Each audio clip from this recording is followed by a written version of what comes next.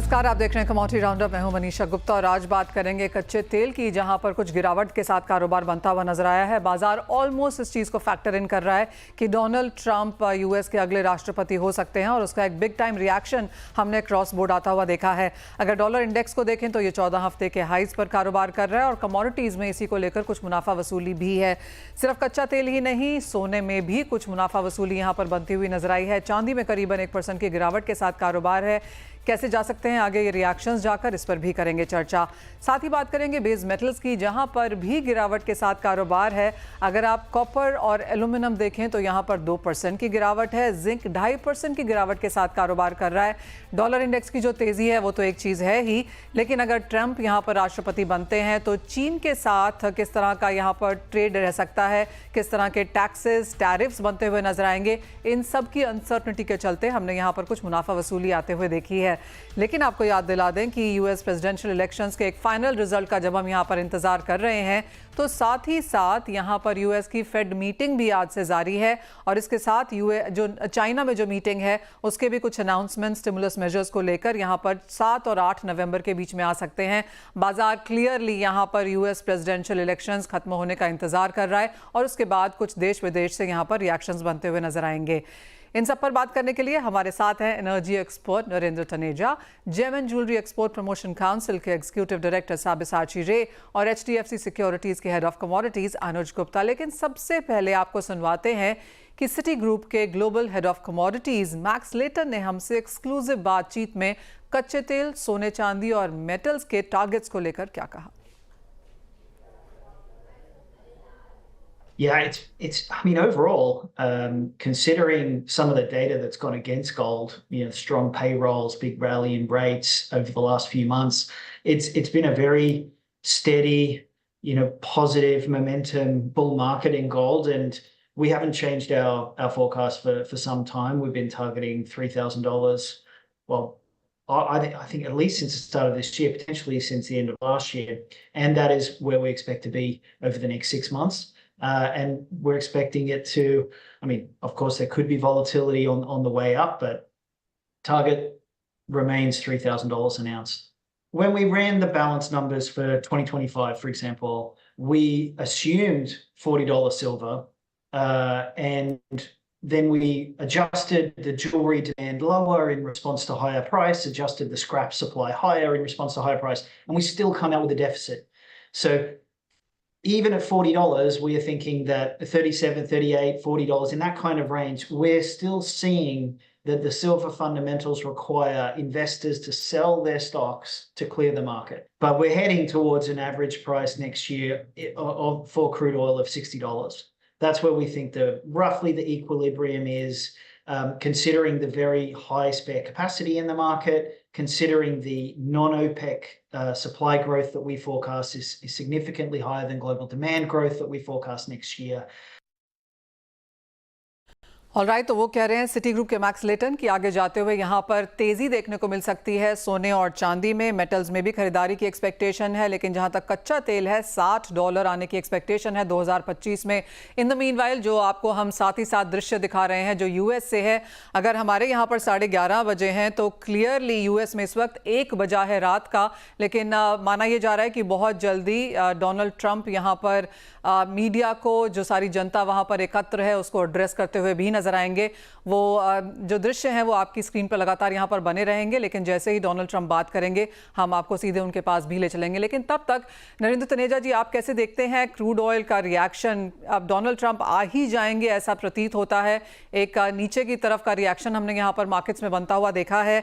$60 की बात अभी अभी हमें सिटी के मैक्स लेटन भी कह रहे थे, आपने भी ये मेंटेन किया है कि 65, 62, 60 भी एक पॉसिबिलिटी है। अब जो चेंजेस यहाँ पर देखने को मिले हैं, आपका क्या सेंस है? देखिए, जिस तरह के नतीजे सामने आ रहे हैं, लगभग स्पष्ट हो चुका है कि डोनाल्ड ट्रंप जो है अमेरिका के नए राष्ट्रपति होंगे। और दूसरी तरफ जिस हिसाब से उनकी नीतियां हैं, जो उनकी सोच है, जिस हिसाब से वो काम करते हैं और जिस हिसाब से वो एनर्जी सेक्टर को खासतौर से देखते हैं, चाहे वो तेल हो चाहे वो रिन्यूएबल एनर्जी हो, तो उसमें भारी परिवर्तन आएंगे। अर्थात ये है, जैसे ये खबर आ रही है कि डोनाल्ड ट्रंप अमेरिका के राष्ट्रपति होने वाले हैं, तो जो अमेरिका में कुछ लोग तो जरूर खुश हो ही रहे होंगे, जाहिर है उनके समर्थक, लेकिन उसके अलावा ईरान खुश हो रहा है, रूस खुश हो रहा है, वेनेजुएला खुश हो रहा है, सऊदी अरब खुश हो रहा है, यूनाइटेड अरब एमिरेट्स खुश हो रहा है। ये क्यों हो रहा है? इसलिए कि कुल मिलाकर के जो हमने पिछले 4 साल में देखा कि सारा कुछ जो है वो रिन्यूएबल एनर्जी या ग्रीन एनर्जी और या सौर ऊर्जा उस पे इतना ज़्यादा हो गया था, और जिस हिसाब से ऑयल को डिमोनाइज़ किया गया था कि ऑयल बहुत खराब चीज़ होती है, जबकि दुनिया की अर्थव्यवस्था 80.86% एनर्जी आज भी तेल से आती है। उसके बावजूद उसको डिमोनाइज़ करा गया। उसका नतीजा क्या हुआ? निवेश उसमें जाना बंद हो गया, बहुत कम हो गया। और उसका नतीजा ये हो रहा था कि आगे की जो तस्वीर सामने आ रही थी तेल को लेके, ऊर्जा को लेके, वो बड़ी बड़ी अच्छी नहीं थी।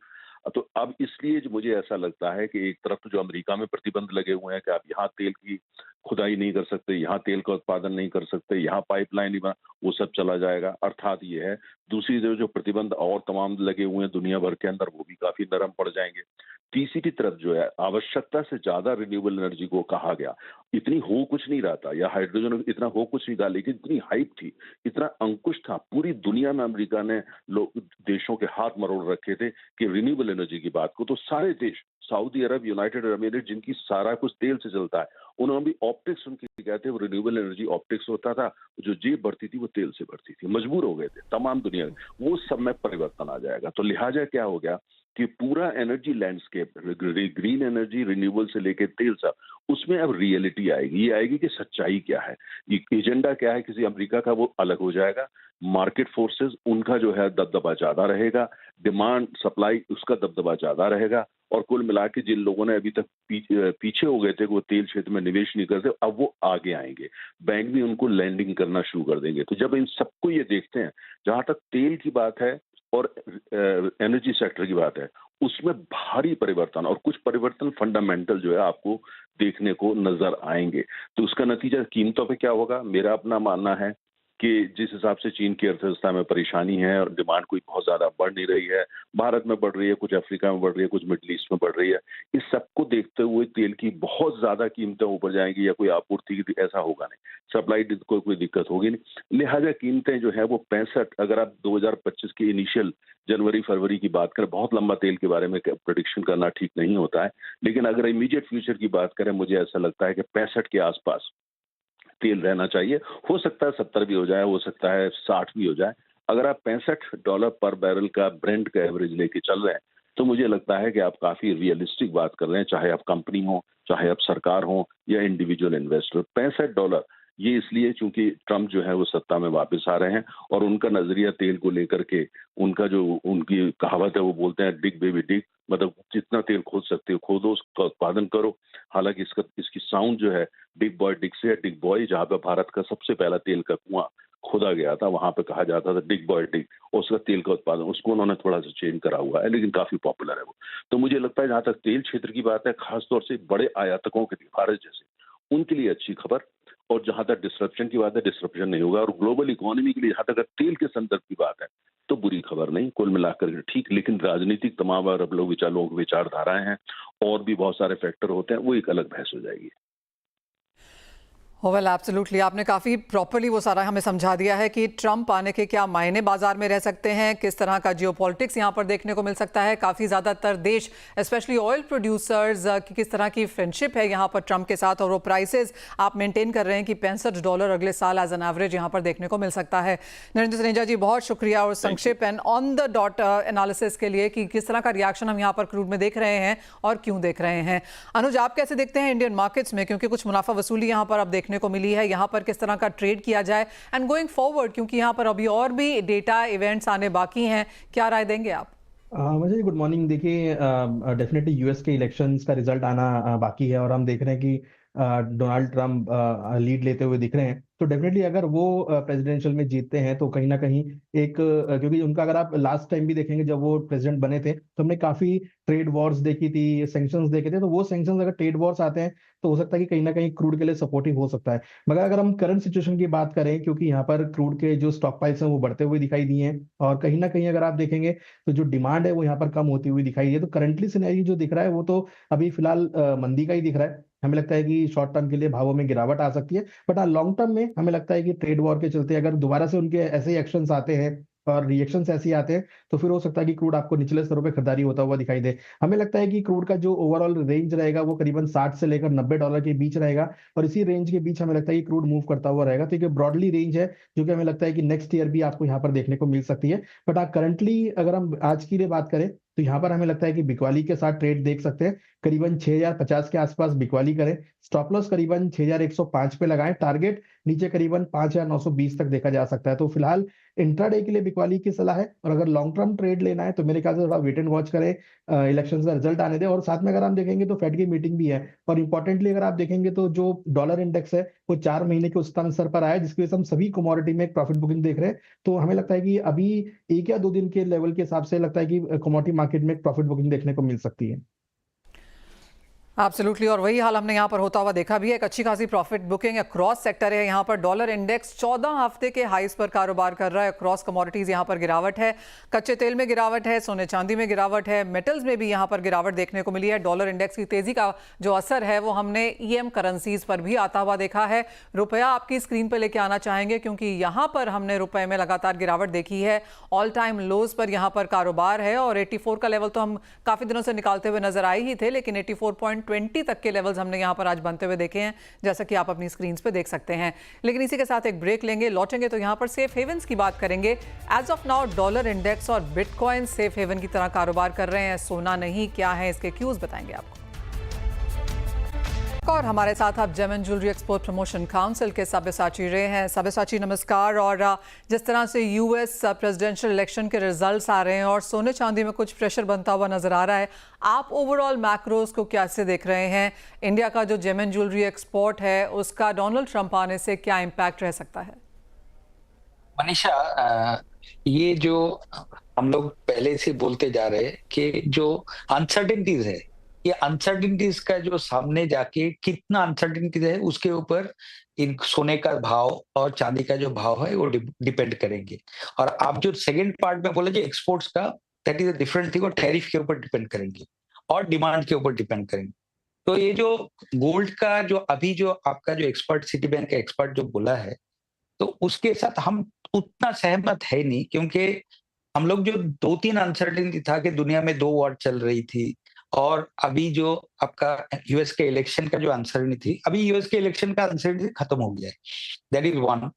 तो उसी के लिए थोड़ा अब जो सब कुछ कमोडिटी नमी आ रहा है, जो सप्लाई चेन डिस्ट्रप्शन जो बोलते हैं, उसका जो जितना असर है उससे एक थोड़ा सा एक सर्टेनिटी आने का संभावना के लिए थोड़ा सा नमी दिख रही है। और जो है सामने जाके उनका जो पॉलिसी है, क्योंकि वो इलेक्शन के मायने में ट्रम्प जो कुछ बोला है, अभी जो उनका जो स्ट्रेटेजी होगा उसके ऊपर डिपेंड करेंगे फ्यूचर में जाके एक्सपोर्ट किधर जाएंगे। तो अमेरिका का मार्केट में स्टेबिलिटी आ जाएंगे, अमेरिका का जो डिमांड है वो ग्रोथ लाएंगे, कि रिसेशन का फियर जो है वो नीचे चला जाएगा, तो अमेरिका का ग्रोथ हम लोग, एक्सपोर्ट में ग्रोथ हम लोग आगे देख सकते हैं।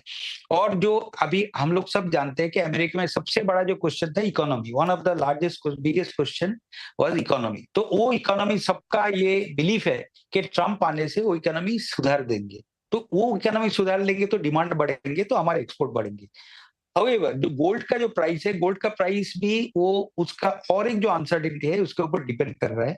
जो अभी जो वॉर चल रही है उसके जरिए को रशियन गोल्ड जो बाजार में जो आने का जो दिक्कतें हैं, जो ओफेक का सैंक्शन है एक्सेट्रा, वो किधर जाएंगे उसके ऊपर भी बहुत कुछ डिपेंड करेंगे। क्योंकि जो इन्वेस्टमेंट पोटेंशियल ऑफ गोल्ड जो कंट्रीज में दिख रहे हैं, जो इंडिया है या पोलैंड है, जो भी उधर पर जो गोल्ड में जो इन्वेस्टमेंट जो बढ़ते जा रहा है, चाइना का है, वो जितना देर तक कंट्री का इन्वेस्टमेंट उसमें बढ़ते जाएंगे तो उनका जो असर है गोल्ड का प्राइस के ऊपर, दैट इज द मेन असर जो उसको आगे जाके उसको आगे बढ़ा रहे हैं। नाउ अभी सिल्वर के ऊपर आते हैं। सिल्वर और गोल्ड के अंदर जो मेन डिफरेंस है, आपको नहीं लगता कि गोल्ड 3000 पे जा रहा है? आप डिसएग्री कर रहे हैं सिटी के हाउस व्यू से? एब्सोल्यूट। हम ओके, तो आपको क्या लग रहा है? आप एक करेक्शन देख रहे हैं, तो आप क्या रेंज देख रहे हैं लेट्स से अगले 6-8 महीने के लिहाज से? तो हम बोला है कि इफ टुडे रशिया के साथ वॉर खत्म हो जाते हैं वो, तो उनका जो गोल्ड मार्केट में आएंगे, इफ दैट इज ट्रू, तो ये जो प्राइस है ये प्राइस लेवल बरकरार रहेंगी। और वो नहीं होगा तो देन हम शायद सिटी का उतना दूर भी नहीं जाएंगे, लेकिन 2800-900 तक तो जाने का चांसेस बहुत ज्यादा है। तो ये सब नीचे में क्या लगता है आपको, एक करेक्शन अगर आती है, अगर ये सिनेरियोज नहीं प्ले आउट करते तो कहाँ सपोर्ट बन सकती है? देखिए नीचे का जो आ गया है, ये अभी भी देख रहे हैं, अभी भी नीचे जा रही है।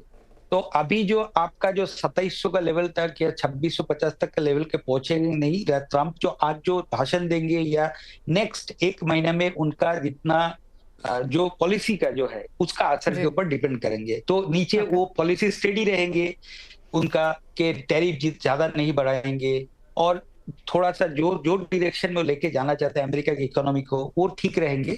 तो देन उसका जो है वो 2700 का लेवल पकड़ के रहेंगे। हाउएवर ये वॉर नहीं खत्म होगा तो वो 2800-2900 का लेवल में चले जाएंगे। ये हमारा मानना है। Point taken. अब एक घरेलू सवाल भी है यहाँ पर साबिसाची, काफी सारी रिपोर्ट्स ये बताती हैं कि दिवाली की छुट्टियां खत्म हो गई हैं, लेकिन सूरत में डायमंड ट्रेड में छुट्टियां अभी भी जारी हैं, डिमांड अभी भी वापस नहीं आई है। नहीं, आपका हम देखिए पहले भी बोला है कि जो डिमांड डायमंड का जो प्रेशर है डिमांड के ऊपर 50 सेंट्स टू 2 कैरेट का जो रेंज है, डायमंड का जो साइजेस का रेंज है, उसके ऊपर थोड़ा प्रेशर जारी है। उसी के लिए सूरत का जो आप देख रहे हैं। बट ठीक है, ये जो आप बोल रहे हैं कि ये जो हॉलीडेज है ना, हॉलीडेज का 15 दिन या 1 महीने का जो असर है वो लास्ट 3-4 साल में देखेंगे, कभी 15 दिन हुआ है, कभी 1 महीना हुआ है, वो हुआ है। लेकिन डायमंड में हमारा जो स्मॉलर गुड्स जो है, जो छोटे हीरे है, जो उसमें हमारा डिमांड एकदम स्टेडी है, वेरी स्ट्रॉन्ग डिमांड है। और 2 कैरेट के ऊपर जो है उसमें बहुत स्ट्रॉन्ग डिमांड है। ये 2 डिमांड जो है अभी तक होल्ड कर रहे हैं। तो अभी जो ट्रम्प का जो अभी आया है, हमारा ये मानना है कि अमेरिका का मार्केट में डिमांड ज्यादा बढ़ेगा। तो अमेरिकन मार्केट जो डायमंड के डिमांड कंट्रोल करता है, बेस्ड ऑन दैट हमारा आगे जाके इसका सुधार हो सकता है।